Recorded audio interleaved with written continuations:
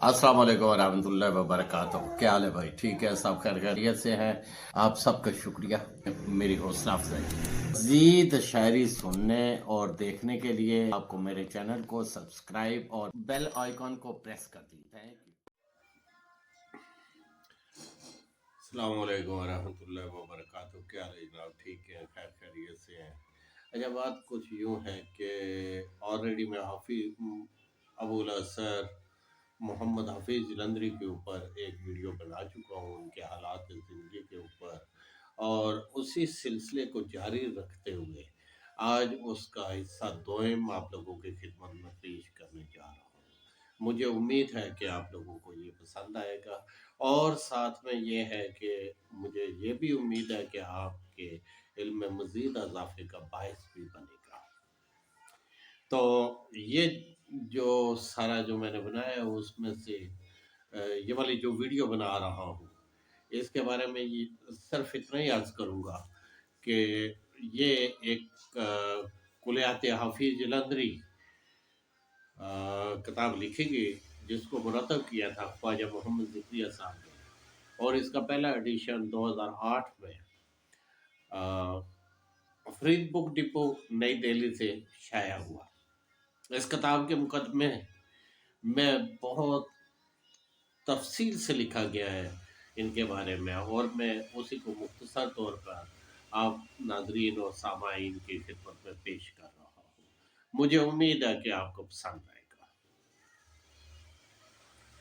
तो वो लिखते हैं कि इलामा मोहम्मद इकबाल ने पाबंद नज़में लिखी और उन नज़मों में एक बहुत बुलंद मकाम पाया। उस दौर के नौजवान शोरा ने भी अपना हिस्सा डाला पाबंद नज़म लिखने में। मजीद ये कि हफीज जलंधरी, जोशमली आबादी, अख्तर शेरानी ने अपने अपने अंदाज में पाबंद नज़में लिखी और उनमें एक अच्छा मुकाम पाया। सब ने दीगर मौज़ूआत पर नज़में लिखी, हैयतों के नए तजर्बात भी किए गए। अख्तर शेरानी ने रोमानवी शायरी के तौर पर मशहूर हुए। इलामा मोहम्मद इकबाल के आखिरी दौर में ये तीनों शायर अहले अदब में और अवाम में बहुत ज़्यादा मकबूलियत ले चुके थे। हर एक नाम मुशायरे की कामयाबी समझा जाता था। हाफिज जलंधरी के मुतअद्दिद शेरी तजुर्बात से नौजवान मुअस्सरीन मुतासर हुए। मीरा जी, फैज़ और राशिद जैसे अहम शोरा हाफिज जलंधरी से मुतासर होने का इकरार किया है। अंग्रेज़ी शायरी के असरात उर्दू ज़ुबान पर भी पड़ने लगे। हफीज जलंधरी ने भी एक आध बार निगाह गलत अंदाज डाली और बहुत जल्द अपनी पुरानी रवश पर वापस आ गए।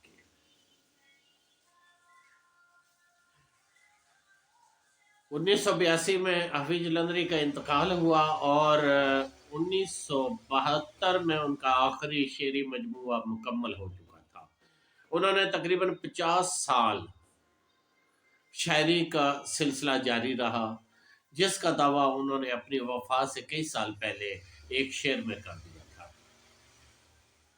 शेर को यूं है, तश्कील व तकमील में जो भी हिस्सा, तश्कील व तकमील में जो भी हफीज का हिस्सा है, तश्कील व तकमील में जो भी हफीज का हिस्सा है, निसफ सदी का किस्सा है, दो चार बरस की बात नहीं, दो चार बरस की बात नहीं। हफीज जलंधरी की तहरीरों के मुताबिक उनका ताल्लुक राजपूतों से है। उनके बुजुर्ग मुल्क बादशाह फरा सैर के दौरे हुकूमत में मुसलमान हुए थे। बादशाह ने उनको जलंधर में जागीर अता की थी। 1857 में अंग्रेज हुकूमत के खिलाफ बगावत के जुर्म में जब्त कर ली गई।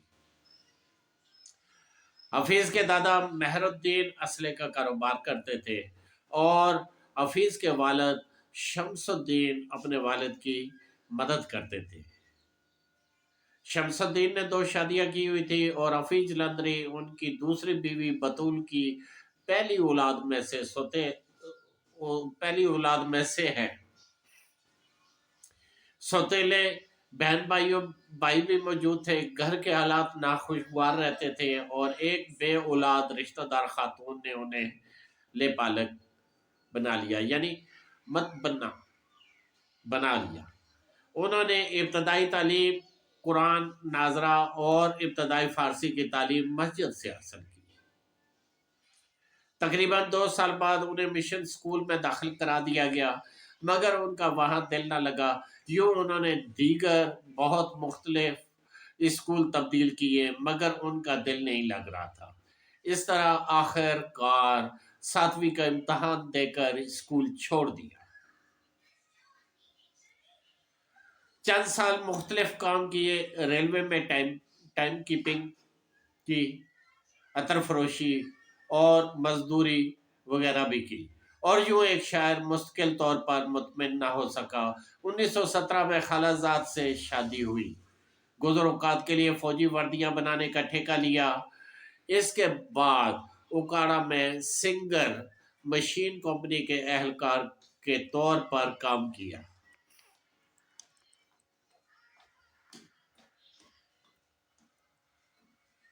مگر کامیابی ہنوز دور تھی. یوں پھر حفیظ جلندری ادبی دنیا میں آئے اور جلندر سے رسالہ اعجاز شائع کیا، جو 5 سالوں سے زیادہ نہ چل سکا. 1922 میں لاہور آئے اور پھر یہی بس گئے. لاہور میں ماہنامہ شباب اردو میں ملازم ہوئے، پھر ہزار داستان اور نو نہال سے وابستہ ہوئے. کہیں بھی چند ماہ سے زیادہ قیام نہ کر سکے. دارالارشاد پنجاب لاہور کے سید ممتاز علی پدر امتیاز علی تاج نے عورتوں کے لیے تہذیب نسواں اور بچوں کے لیے اخبار پھول جاری کیا، جس کے مدیر مقرر ہوئے. یہاں بھی قیام عارضی ہی ثابت ہوا. سر عبدالقادر نے مخزن ان کے سپرد کر دیا.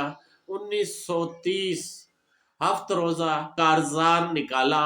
اس سے پہلے انجمن حمایت اسلام کے اخبار حمایت اسلام کی ادارت بھی کر چکے تھے. اگرچہ حفیظ جلندری صحافت سے دیر وابستہ نہ رہ سکے، لیکن جو چند سال اخبارات اور جرائد میں کام کیا وہ بھی مفید ثابت ہوا. شہرت ملی، شاعری کو پذیرائی ملی اور بہت سارے لوگوں سے تعلقات بنے. انہوں نے 11 سال کی عمر سے شاعری شروع کی تھی اور شعر گوئی میں ایک مقام حاصل کر لیا تھا. 17 سال کی عمر میں جلندر اور گرد و نواح کے مشاعروں میں مقبول ہو رہے تھے. اس دور میں داغ دہلوی مقبول ترین شاعر تھے. داغ دہلوی کی وفات کے چند ہی سال گزرے ہوں گے کہ ان کے بے شمار شاگرد اور مقلدین پورے ملک میں پھیلے ہوئے تھے اور حفیظ نے داغ کے انداز میں غزل گوئی شروع کی. 1918 میں فارسی کے مشہور شاعر گرامی سے جلندر میں ملاقات ہوئی اور گرامی کے شاگرد بن گئے.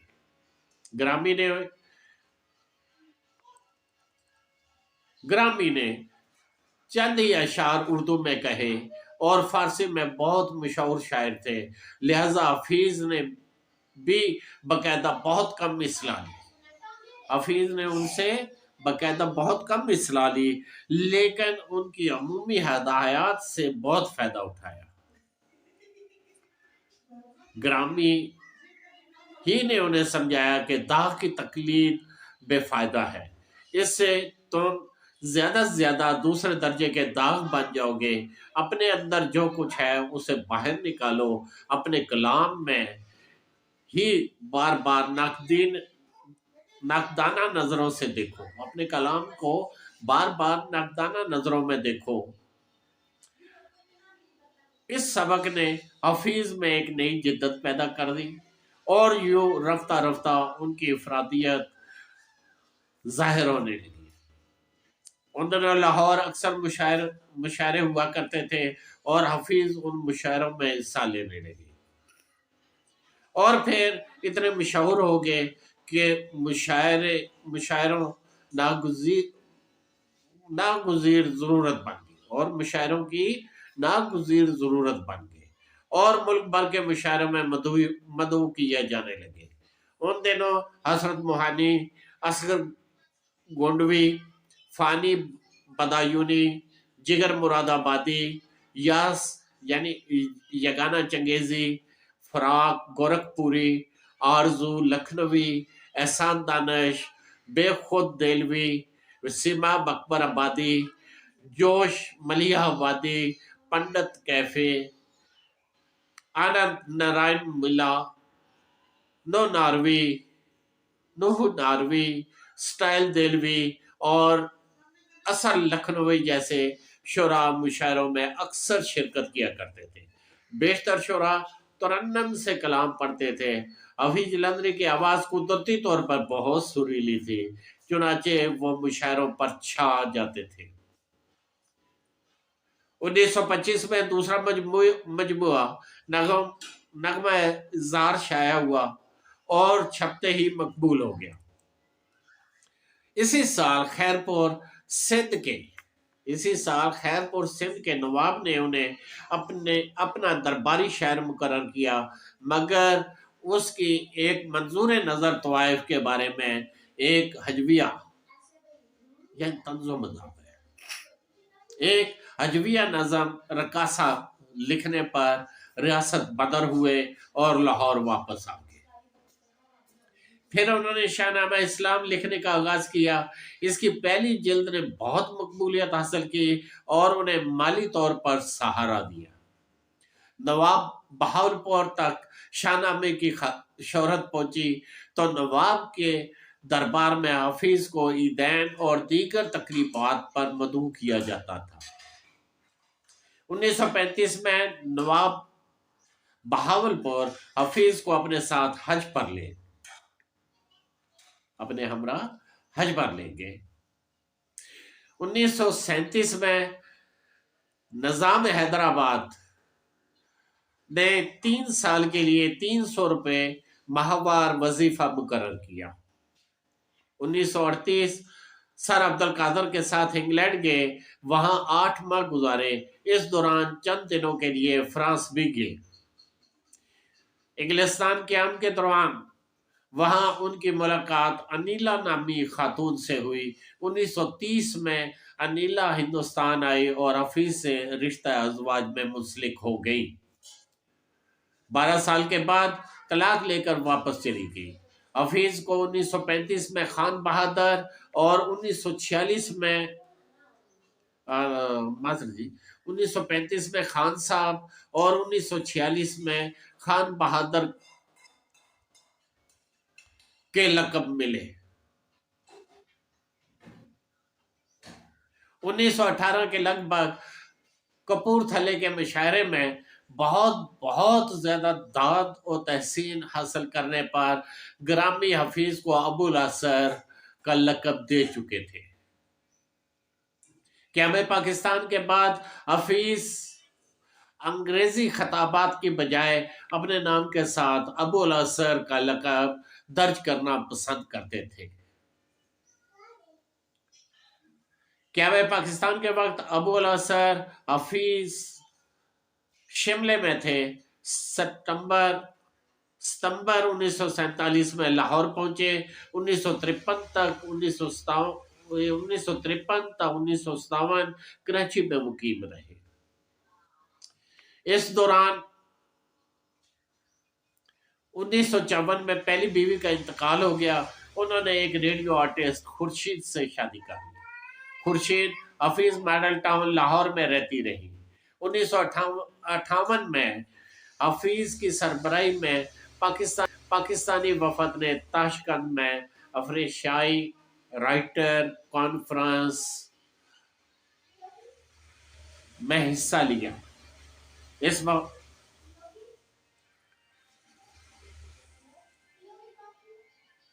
वफ्द में फैज भी शामिल थे। कॉन्फ्रेंस में हफीसा बतौर सरबराह वफद थे।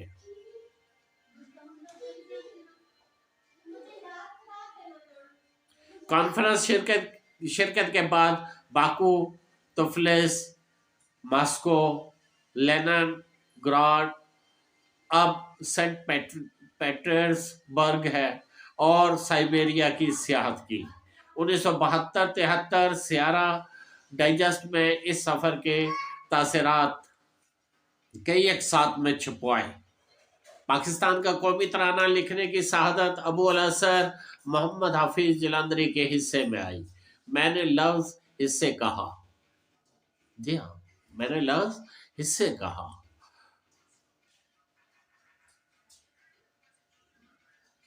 क्योंकि बकौल हाफिज के उन्होंने पहले तराना लिखा, धुन बनवाई, रिकॉर्ड करा कर हुकूमत को पेश किया, और हुकूमत ने यह कहकर मंजूर नहीं किया कि दूसरे शोरा भी तराना लिखना चाहते हैं।